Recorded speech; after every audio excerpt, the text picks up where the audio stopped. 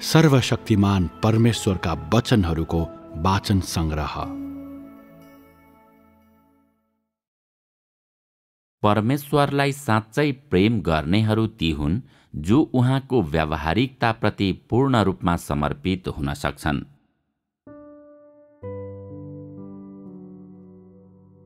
व्यावहारिकताको ज्ञान र परमेश्वरको कामको पूर्ण बुझाइ प्राप्त गर्नु, यी दुवै उहाँका वचनहरूमा देखिन्छन् र यी वाणीहरू मार्फत मात्र तैँले अन्तर्दृष्टि प्राप्त गर्न सक्छस्। यसैले परमेश्वरको वचनले सुसज्जित हुनका निम्ति तैँले अझ धेरै काम गर्नुपर्छ। संगतिमा परमेश्वरका वचनहरूबारे तेरो बुझाइको बारेमा बता र यस तरिकाले तैँले अरूलाई अन्तर्दृष्टि र समस्या समाधान गर्ने मार्ग दिन सक्छस्। यो एउटा व्यावहारिक मार्ग हो। परमेश्वरले तेरो लागि वातावरण मिलाउनु भन्दा अघि तिमीहरू प्रत्येकले पहिले आफैलाई उहाँको वचनले सुसज्जित पार्नुपर्छ। यो हरेकले गर्नुपर्ने कुरा हो। यो एक जरुरी प्राथमिकता हो। पहिले एउटा यस्तो स्थितिमा पुग जहाँ तैँले परमेश्वरको वचन कसरी खाने र पिउने भनी जान्नेछस्। तैँले गर्न नसक्ने कुनै पनि कुराको निम्ति अभ्यासको मार्ग भेट्टाउन उहाँका वचनहरूमा खोज र तैँले नबुझेका कुनै पनि विषय वा तँमाथि आउन सक्ने कुनै पनि कठिनाइको लागि ती वाणीहरूलाई राम्रोसित जाँचेर हेर। परमेश्वरका वचनहरूलाई तेरो आपूर्ति बना र तेरा व्यावहारिक कठिनाइ र समस्याहरूको समाधान गर्न तिनको सहयोग लि। यसको साथै उहाँका वचनहरूलाई तेरो जीवनको सहयोग बना। यी कुराहरू गर्नको लागि तेरो तर्फबाट कोसिस आवश्यक पर्छ। परमेश्वरको वचन खाँदा र पिउँदा तैँले परिणामहरू प्राप्त गर्नै पर्छ। तैँले उहाँको अघि आफ्नो हृदय शान्त बनाउन सक्नुपर्छ र तैँले जब जब समस्याहरूको सामना गर्छस् तब उहाँका वाणीहरू अनुसार अभ्यास गर्नै पर्छ। जब तैँले कुनै समस्याको सामना गरेको हुँदैनस् त्यसबेला तैँले उहाँका वचनहरू खाने र पिउने कार्यमा ध्यान दिनुपर्छ। कहिले कहीँ तैँले प्रार्थना गर्न र परमेश्वरको प्रेमको बारेमा चिन्तन गर्न सक्छस्। संगतिमा परमेश्वरका वचनहरूबाट तैँले बुझेका कुराहरू बताउन सक्छस् अनि ती वाणीहरू पढ्दा तैँले आफूभित्र अनुभव गरेको अन्तर्दृष्टि र प्रकाशका साथै तँमा उत्पन्न भएका प्रतिक्रियाहरूको बारेमा बताउन सक्छस्। यसबाहेक तैँले मानिसहरूलाई समस्या समाधान गर्ने मार्ग दिन सक्छस्। यो कुरा मात्र व्यावहारिक हुन्छ। यसो गर्नुको उद्देश्य भनेको परमेश्वरका वचनहरूलाई आफ्नो व्यावहारिक आपूर्ति बनाउनु हो। एक दिनको अवधिमा तैँले आफू साँच्चै नै परमेश्वरको सामु रहेर कति घण्टा बिताउँछस्? तेरो दिनको कति समय चाहिँ वास्तवमै परमेश्वरलाई जान्छ? देहलाई कति समय जान्छ? आफ्नो हृदयलाई सधैँ परमेश्वरमा केन्द्रित गर्नु भनेको उहाँद्वारा सिद्ध पारिने सही बाटोमा हुनुको पहिलो कदम हो।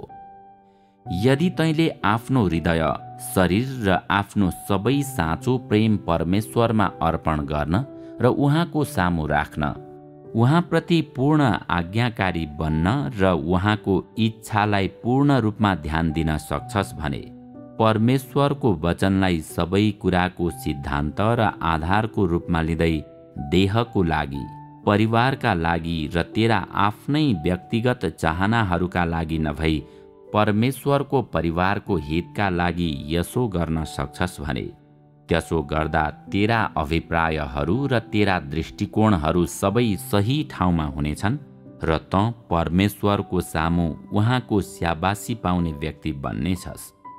परमेश्वरले मन पराउनु हुने मानिसहरू ती हुन् जो पूर्ण रूपमा उहाँतर्फ रहेका छन्।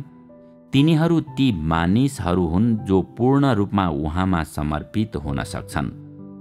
जसलाई परमेश्वरले घृणा गर्नुहुन्छ तिनीहरू ती मानिसहरू हुन् जो उहाँतर्फ आधा हृदयका हुन्छन् र जसले उहाँको विरुद्धमा विद्रोह गर्छन्।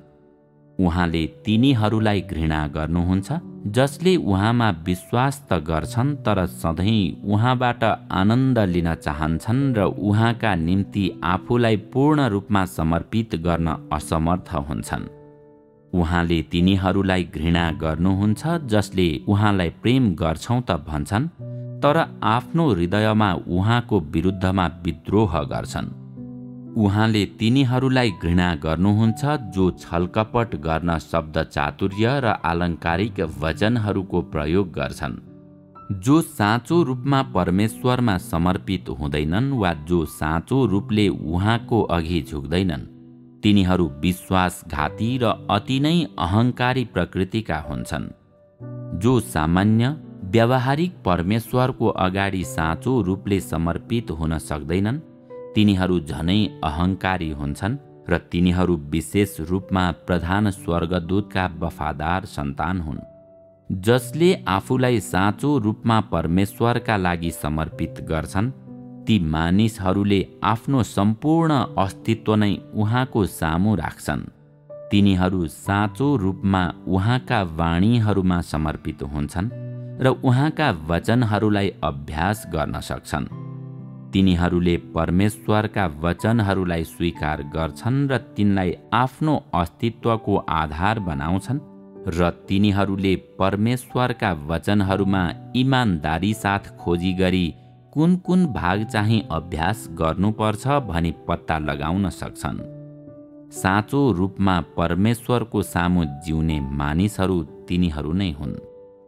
यदि तैँले यसो गरिस् भने त्यो तेरो जीवन प्रवेशको लागि फाइदाजनक हुनेछ र तैँले आफ्नो जीवन स्वभाव रूपान्तरित होस् भनेर उहाँका वचनहरू खाएर अनि पिएर आफ्ना आन्तरिक आवश्यकता र कमीहरूलाई पूरा गर्न सक्छस् र त्यसले परमेश्वरको इच्छालाई सन्तुष्ट पार्छ। यदि तँ परमेश्वरका मापदण्ड अनुरूप काम गर्छस् र यदि तैँले देहलाई सन्तुष्ट नपारी त्यसको साटो उहाँको इच्छा पूरा गर्छस् भने त्यसमा तँ उहाँका वचनहरूको वास्तविकतामा प्रवेश गरेको हुन्छस्। परमेश्वरका वचनहरूको वास्तविकतामा प्रवेश गर्नु भनेको तैँले आफ्नो कर्तव्य निर्वाह गर्न र परमेश्वरको कामका मागहरू पूरा गर्न सक्नु हो। यस प्रकारका व्यावहारिक कदमहरूलाई मात्र उहाँका वचनहरूको वास्तविकतामा प्रवेश गर्नु हो भनी भन्न सकिन्छ। यदि तँ यस वास्तविकतामा प्रवेश गर्न सक्छस् भने तँमा सत्यता हुनेछ। यो वास्तविकता प्रवेशको सुरुवात हो। तैँले पहिले यो तालिम लिनुपर्छ, त्यसपछि मात्र तँ अझ गहन वास्तविकताहरूमा प्रवेश गर्न सक्नेछस्। आज्ञाहरू कसरी पालन गर्ने र परमेश्वरको सामु कसरी वफादार हुने भन्ने बारेमा विचार गर। तँ कहिले राज्यमा प्रवेश गर्न सक्षम हुनेछस् भन्ने बारे मात्र निरन्तर नसोच। यदि तेरो स्वभाव परिवर्तन हुँदैन भने तैँले जे सोचे पनि त्यो व्यर्थ हुनेछ। परमेश्वरका वचनहरूको वास्तविकतामा प्रवेश गर्नको निम्ति पहिले तँ त्यो अवस्थामा पुग्नुपर्छ जहाँ तेरा सबै योजना र विचारहरू परमेश्वरका लागि हुन्छन्। यो नै न्यूनतम आवश्यकता हो। वर्तमान समयमा परीक्षा माझ रहेका र परमेश्वरको कामलाई नबुझ्ने धेरै मानिसहरू छन्। तर म तँलाई भन्छु, यदि तँ यो कुरा बुझ्दैनस् भने तैँले यस बारेमा राय नबनाउनु नै राम्रो हुन्थ्यो। सायद सत्यता सम्पूर्ण रूपमा प्रकट हुने दिन आउनेछ, त्यसपछि तैँले बुझ्नेछस्।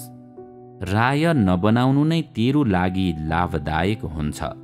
तैपनि तैँले निष्क्रिय बनेर चाहिँ पर्खनु हुँदैन। तैँले सक्रियता साथ प्रवेश गर्न खोज्नुपर्छ, तब मात्र तँ वास्तवमै प्रवेश गर्ने व्यक्ति बन्नेछस्। मानिसहरूले आफ्नो विद्रोहीपनको कारण व्यावहारिक परमेश्वरको बारेमा सधैँ धारणाहरू बनाउँछन्। यसले गर्दा सबै मानिसहरूले कसरी समर्पित हुने भनी सिक्नु आवश्यक छ। किनकि व्यावहारिक परमेश्वर मानव जातिका लागि एउटा ठूलो परीक्षा हुनुहुन्छ। यदि त दृढ रहन सक्दैनस् भने सबै कुरा समाप्त हुन्छ। यदि तँसँग व्यावहारिक परमेश्वरको व्यावहारिकताको बारेमा बुझाइ छैन भने तँ परमेश्वरद्वारा सिद्ध पारिन योग्य हुने छैनस्। मानिसहरू सिद्ध पारिन सक्छन् कि सक्दैनन् भन्ने कुराको महत्त्वपूर्ण चरण भनेकै तिनीहरूले परमेश्वरको व्यावहारिकतालाई बुझ्नु हो। देहधारी परमेश्वर पृथ्वीमा आउनु भएको तथ्यको व्यावहारिकता प्रत्येक व्यक्तिका निम्ति परीक्षा हो। यदि तँ यस सम्बन्धमा दृढ रहन सक्छस् भने तँ परमेश्वरलाई चिन्ने र उहाँलाई साँच्चै प्रेम गर्ने व्यक्ति हुनेछस्। यदि यस सम्बन्धमा तँ दृढ रहन सक्दैनस् र तैँले आत्मामा मात्र विश्वास गर्छस् तर परमेश्वरको व्यावहारिकतामा विश्वास गर्न सक्दैनस् भने परमेश्वर माथिको तेरो विश्वास जति नै ठूलो भए पनि त्यो व्यर्थ हुनेछ। यदि तैँले देखिनु हुने परमेश्वरमा विश्वास गर्न सक्दैनस् भने के परमेश्वरका आत्मामा विश्वास गर्न सक्छस् त? के तैँले केवल परमेश्वरलाई मूर्ख तुल्याउन खोजिरहेको छैनस् र? तँ देख्न र छुन सकिने परमेश्वरको अघि समर्पित छैनस्। त्यसो भए के तँ आत्माको सामु समर्पित हुन सक्छस् त? आत्मा अदृश्य र छुन नसकिने हुनुहुन्छ। त्यसैले जब तँ परमेश्वरका आत्माप्रति समर्पित हुन्छु भनी भन्छस् तब के तैँले मूर्ख कुरा गरिरहेको हुँदैनस् र? आज्ञाहरूलाई पालन गर्नको निम्ति चाहिने मुख्य कुरा भनेको व्यावहारिक परमेश्वरलाई बुझ्नु हो। तैँले व्यावहारिक परमेश्वरलाई बुझेपछि तँ आज्ञाहरू पालन गर्न सक्षम हुनेछस्। ती आज्ञाहरू पालन गर्नको निम्ति दुईवटा मुख्य तत्त्वहरू हुन्छन्। एउटा चाहिँ उहाँका आत्माको सारमा दृढ रहनु र आत्माको सामु आत्माको परीक्षा स्वीकार्न सक्नु हो। अर्को चाहिँ देहधारी देहको बारेमा सही बुझाइ प्राप्त गर्नु र वास्तविक समर्पण हासिल गर्न सक्नु हो। चाहे देहको अघि होस् वा आत्माको अघि, व्यक्तिको मनमा सधैँ परमेश्वरप्रति समर्पण र आदर हुनुपर्छ। यस्तो व्यक्ति मात्र सिद्ध हुन योग्यको हुन्छ। यदि तँमा व्यावहारिक परमेश्वरको व्यावहारिकताको ज्ञान छ भने, अर्थात् यदि तँ यस परीक्षामा दृढ भएर खडा भइस् भने तेरो निम्ति केही पनि अत्यधिक हुने छैन। कतिपय मानिसहरू भन्छन् आज्ञाहरू पालन गर्नु सजिलो छ। परमेश्वरको सामु हुँदा खुलस्त रूपमा र भक्तिपूर्वक बोले पुग्छ र कुनै हावभाव देखाउनु हुँदैन। आज्ञाहरू पालन गर्नु भनेको यही हो। के यो कुरा सही हो? त्यसो भए यदि तँ परमेश्वरको पिठ्यौँ पछाडि उहाँको विरोध गर्ने केही काम गर्छस् भने के त्यसलाई आज्ञाहरू पालन गरेको मान्न सकिन्छ? आज्ञाहरू पालन गर्ने कार्यमा के कुराहरू समावेश हुन्छन् भन्ने बारेमा तँमा पूर्ण बुझाइ हुनुपर्छ। यो कुरा तँमा परमेश्वरको व्यावहारिकताको वास्तविक बुझाइ छ कि छैन भन्ने कुरासित सम्बन्धित हुन्छ। यदि तँमा व्यावहारिकताको बुझाइ छ र यो परीक्षाको अवधिमा तँ डगमगाउँदैनस् र लड्दैनस् भने तँमा बलियो गवाही छ भनेर मान्न सकिन्छ। परमेश्वरको लागि गुन्जायमान गवाही दिने कुरा मुख्य रूपले तँसँग व्यावहारिक परमेश्वरको बारेमा बुझाइ छ कि छैन र साधारण मात्र नभई सामान्य पनि रहनुभएका यस व्यक्तिमा तँ समर्पित हुन सक्छस् कि सक्दैनस् र तँ मृत्युसम्मै समर्पित रहन सक्छस् कि सक्दैनस् भन्ने कुरासँग सम्बन्धित हुन्छ। यदि समर्पणद्वारा तैँले साँच्चै नै परमेश्वरको गवाही दिन्छस् भने त्यसको अर्थ तँलाई परमेश्वरले प्राप्त गर्नुभएको छ भन्ने हुन्छ। यदि तँ मृत्युसम्मै समर्पित रहन सक्छस् र उहाँको अघि गुनासो मुक्त हुन्छस्, कुनै दोष लाउँदैनस्, कुनै निन्दा गर्दैनस्, कुनै धारणाहरू राख्दैनस् र कुनै गुप्त अभिप्रायहरू राख्दैनस् भने यस तरिका मार्फत परमेश्वरले महिमा प्राप्त गर्नुहुनेछ। मानिसद्वारा हेला गरिएको एक सामान्य व्यक्तिको अगाडि समर्पित हुनु र कुनै धारणाहरू नराखी मृत्युसम्मै समर्पित हुन सक्नु नै साँचो गवाही हो।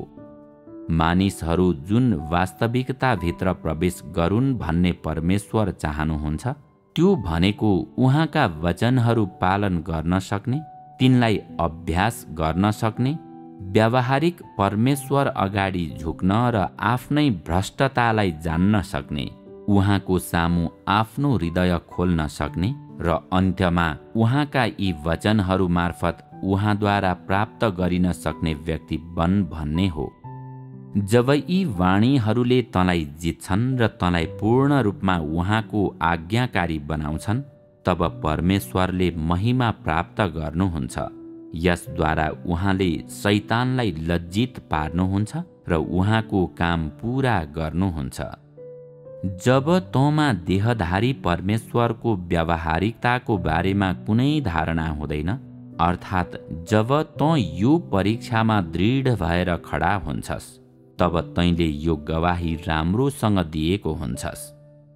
यदि तैँले यस व्यावहारिक परमेश्वरलाई पूर्ण रूपमा बुझ्ने र तँ पत्रुस जस्तै मृत्युसम्म समर्पित हुन सक्ने दिन आउँछ भने तँलाई परमेश्वरले प्राप्त गर्नुहुनेछ र सिद्ध तुल्याउनुहुनेछ। परमेश्वरले गर्नुहुने कुनै पनि काम कुरा तेरा धारणाहरूसँग मेल खाँदैन भने त्यो तेरो लागि परीक्षा हो। यदि परमेश्वरको काम तेरो विचारसँग मेल खान्थ्यो भने त्यसका निम्ति तैँले दुःख भोग्नु वा तँलाई शोधन गरिनु आवश्यक हुँदैन थियो। उहाँको काम अति व्यावहारिक र तेरा धारणाहरू अनुरूप नभएकोले तैँले ती धारणाहरूलाई छोड्नुपर्छ। त्यही कारणले गर्दा यो तेरो लागि एउटा परीक्षा हो। परमेश्वरको व्यावहारिकताको कारणले गर्दा नै सबै मानिसहरू परीक्षाहरूको माझमा छन्। उहाँको काम अलौकिक होइन, व्यावहारिक छ।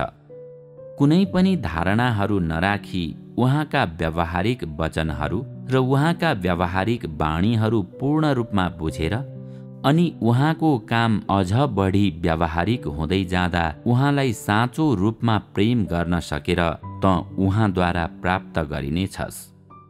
परमेश्वरद्वारा प्राप्त गरिने मानिसहरूको समूह भनेको परमेश्वरलाई चिन्ने मानिसहरू हुन्, अर्थात् तिनीहरू उहाँको व्यावहारिकताको बारेमा जान्ने मानिसहरू हुन्। यस बाहेक तिनीहरू परमेश्वरको व्यावहारिक कामप्रति समर्पित हुन सक्ने मानिसहरू पनि हुन्। परमेश्वर देहमा हुनुभएको समयमा उहाँले मानिसहरूबाट चाहनु भएको समर्पणमा तिनीहरूले कल्पना गरे जस्तो दोष लाउने वा विरोध गर्ने कार्यबाट टाढा बस्ने कुराहरू पर्दैनन्। बरु उहाँ मानिसहरूले उहाँका वचनहरूलाई आफू जिउने सिद्धान्तको रूपमा र आफ्नो अस्तित्वको आधारको रूपमा प्रयोग गरून्, उहाँका वचनहरूको सारलाई पूर्ण रूपमा व्यवहारमा उतारुन् र उहाँको इच्छालाई पूर्ण रूपमा सन्तुष्ट पारुन् भन्ने चाहनुहुन्छ। मानिसहरूलाई देहधारी परमेश्वरप्रति समर्पित हुन लगाउने मापदण्डको एउटा पक्षले उहाँका वचनहरूलाई व्यवहारमा लागू गर्ने कार्यलाई जनाउँछ भने अर्को पक्षले उहाँको सामान्यता र व्यावहारिकतामा समर्पित हुन सक्नुलाई जनाउँछ। यी दुवै निरपेक्ष हुनुपर्छ। यी दुवै पक्षहरू हासिल गर्न सक्नेहरू सबै नै आफ्नो हृदयमा परमेश्वरप्रति साँचो प्रेम राख्ने व्यक्तिहरू हुन्। तिनीहरू सबै नै परमेश्वरद्वारा प्राप्त गरिएका मानिसहरू हुन् र तिनीहरू सबैले आफ्नै जीवनलाई प्रेम गरे झैं परमेश्वरलाई प्रेम गर्छन्। देहधारी परमेश्वरले उहाँको काममा सामान्य र व्यावहारिक मानवता धारण गर्नुहुन्छ। यस तरिकाले उहाँको सामान्य र व्यावहारिक मानवता दुवैको बाहिरी आवरण मानिसहरूको निम्ति ठूलो परीक्षा बन्छ। त्यो तिनीहरूको सबैभन्दा ठूलो कठिनाई बन्छ। तैपनि परमेश्वरको सामान्यता र व्यावहारिकतालाई हटाउन सकिँदैन। उहाँले समाधान खोज्न हर प्रकारको कोसिस गर्नुभयो, तर अन्त्यमा उहाँले आफूलाई सामान्य मानवताको बाहिरी आवरणबाट मुक्त गर्न सक्नु भएन, किनभने आखिर जे भए पनि उहाँ देह बन्नुभएका परमेश्वर हुनुहुन्छ, स्वर्गमा हुनुहुने आत्माका परमेश्वर हुनुहुन्न। उहाँ मानिसहरूले देख्न नसक्ने परमेश्वर हुनुहुन्न। उहाँ त सृष्टिको एक सदस्यको आवरण पहिरिनु भएको परमेश्वर हुनुहुन्छ। यसरी उहाँले आफैलाई उहाँको सामान्य मानवताको आवरणबाट अलग गर्न कदापि सजिलो हुँदैन। त्यसकारण चाहे जे भए पनि आफूले गर्न चाहनु भएको कामलाई उहाँले देहको दृष्टिकोणबाट नै गर्नुहुन्छ। यो काम सामान्य र व्यावहारिक परमेश्वरको अभिव्यक्ति हो। त्यसैले मानिसहरू समर्पित नहुनु कसरी उचित हुन्छ र? मानिसहरूले परमेश्वरका कार्यहरूको बारेमा के पो गर्न सक्छन् र? उहाँले जे गर्न चाहनुहुन्छ त्यही गर्नुहुन्छ। उहाँ जुन कुरामा खुसी हुनुहुन्छ त्यो त्यस्तै नै रहन्छ। यदि मानिसहरू समर्पित हुँदैनन् भने तिनीहरूसँग अरू के कस्ता राम्रा योजनाहरू हुन सक्छन् र?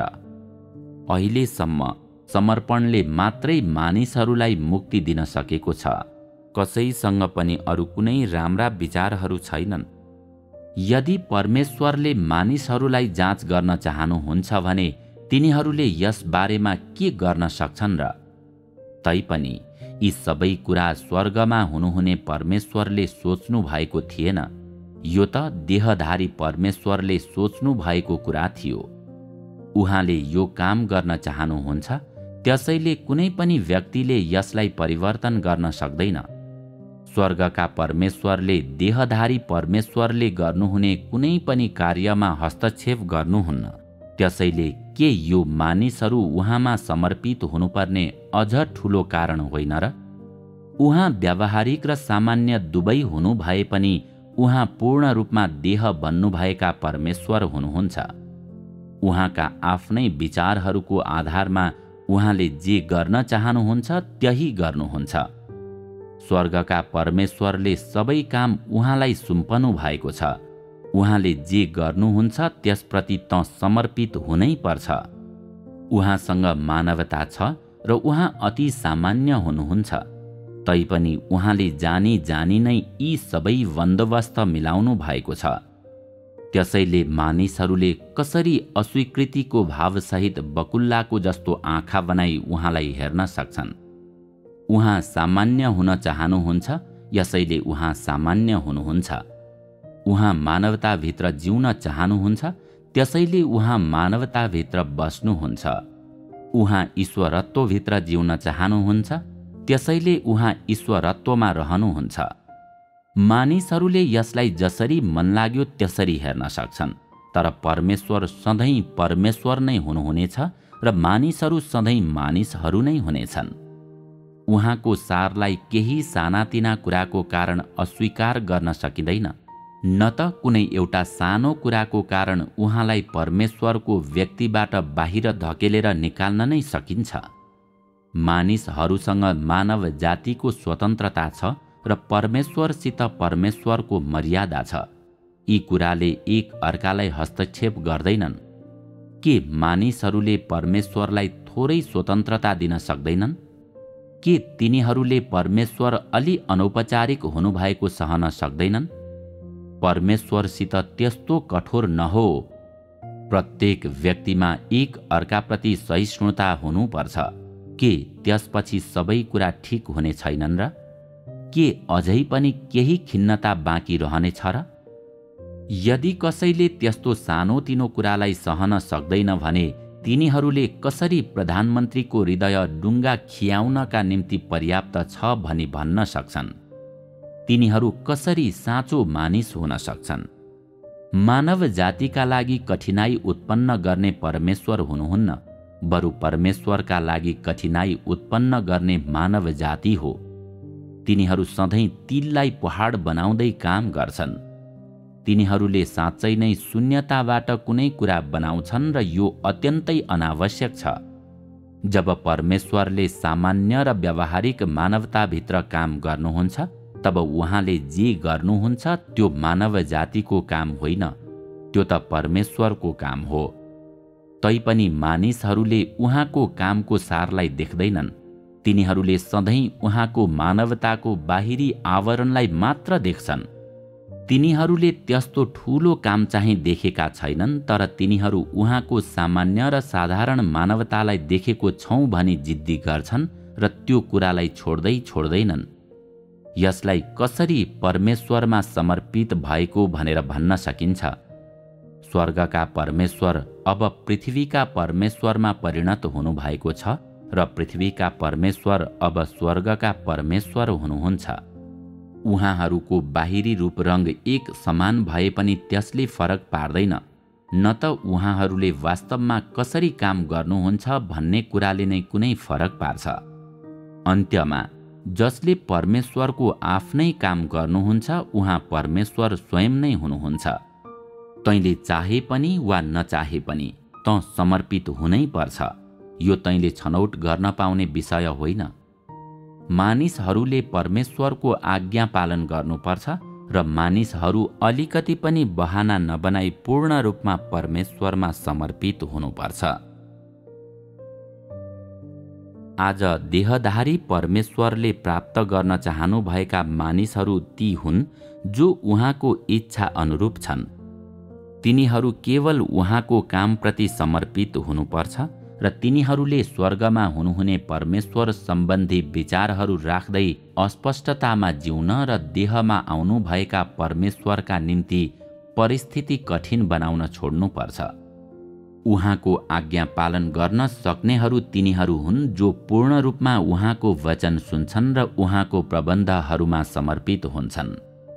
त्यस्ता मानिसहरूले स्वर्गमा हुनुहुने परमेश्वर वास्तवमा कस्तो हुनुहुन्छ वा अहिले स्वर्गमा हुनुहुने परमेश्वरले मानव जाति माझ कस्तो किसिमको काम गर्दै हुनुहुन्छ भन्ने कुरालाई कुनै वास्ता गर्दैनन्। तिनीहरूले पृथ्वीका परमेश्वरलाई पूर्ण रूपमा आफ्नो हृदय दिन्छन् र आफ्नो सम्पूर्ण अस्तित्व उहाँको सामु राखिदिन्छन्। तिनीहरूले आफ्नो सुरक्षालाई कहिल्यै पनि कुनै ध्यान दिँदैनन्, न त तिनीहरूले देहमा हुनुहुने परमेश्वरको सामान्यता र व्यावहारिकताको बारेमा नै अनावश्यक ध्यान दिन्छन्। देहधारी परमेश्वरमा समर्पित हुने मानिसहरूलाई उहाँले सिद्ध पार्न सक्नुहुन्छ। स्वर्गका परमेश्वरमा विश्वास गर्नेहरूले केही पनि पाउने छैनन्, किनकि स्वर्गका परमेश्वरले नभई पृथ्वीका परमेश्वरले मानिसहरूलाई प्रतिज्ञा र आशीर्वादहरू दिनुहुन्छ। मानिसहरूले स्वर्गका परमेश्वरलाई सधैँ ठूलो बनाउने र पृथ्वीमा हुनुहुने परमेश्वरलाई सामान्य मानिसको रूपमा हेर्ने गर्नु हुँदैन। त्यसो गर्नु अनुचित हो। स्वर्गमा हुनुहुने परमेश्वर महान र अद्भुत बुद्धिका हुनुहुन्छ, तर यसको कुनै अस्तित्वमा हुँदैन। पृथ्वीका परमेश्वर अति औसत र महत्त्वहीन हुनुहुन्छ र सामान्य पनि हुनुहुन्छ। उहाँसँग असाधारण दिमाग छैन वा उहाँले पृथ्वी नै भत्काउन सक्ने कार्यहरू गर्नुहुन्न। उहाँले केवल सामान्य र व्यावहारिक ढङ्गले कार्य गर्नुहुन्छ र बोल्नुहुन्छ। उहाँले मेघ गर्जनको माध्यमबाट बोल्ने वा हावा र वर्षालाई आज्ञा दिने नगर्नु भए तापनि उहाँ साँच्चै नै स्वर्गका परमेश्वरका देह धारण हुनुहुन्छ र उहाँ वास्तवमै मानव जाति माझ बास गर्नुहुने परमेश्वर हुनुहुन्छ। मानिसहरूले आफूले बुझ्न सक्ने र परमेश्वर भने आफूले गरेका कल्पनाहरूसँग मेल खाने व्यक्तिलाई उच्च पार्नु हुँदैन र आफूले स्वीकार्न र कल्पना गर्नै नसक्ने व्यक्तिलाई तुच्छ ठान्नु हुँदैन। यो सबै मानिसहरूको विद्रोहबाट आउँछ। यो सबै नै परमेश्वरप्रति मानव जातिको विरोधको स्रोत हो।